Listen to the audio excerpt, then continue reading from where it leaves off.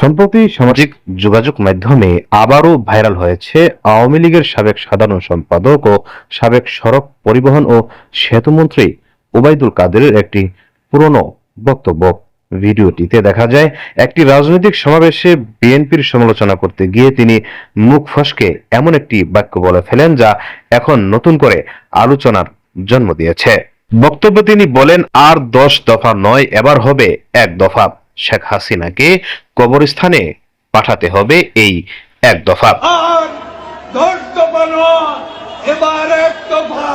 শেখ হাসিনাকে কবরস্থানে পাঠাতে হবে এই 1 দফা।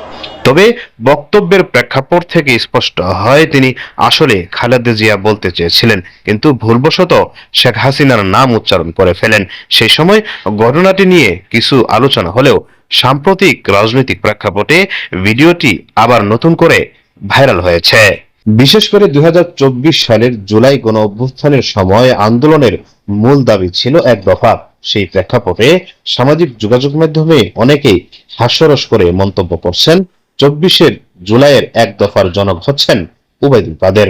তবে এই মন্তব্যগুলো মূলত সামাজিক যোগাযোগ মাধ্যমে প্রচলিত ট্রল ও ব্যঙ্গাত্মক প্রতিক্রিয়া।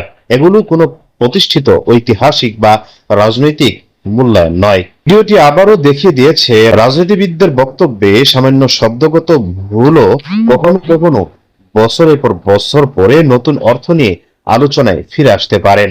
আর সামাজিক যোগাযোগ মাধ্যমের যুগে এমন ক্লিপ মুহূর্তেই নতুন প্রজন্মের কাছে পৌঁছে যায় এবং বিভিন্ন ধরনের ব্যাখ্যা ও ট্রলের জন্ম দেয়।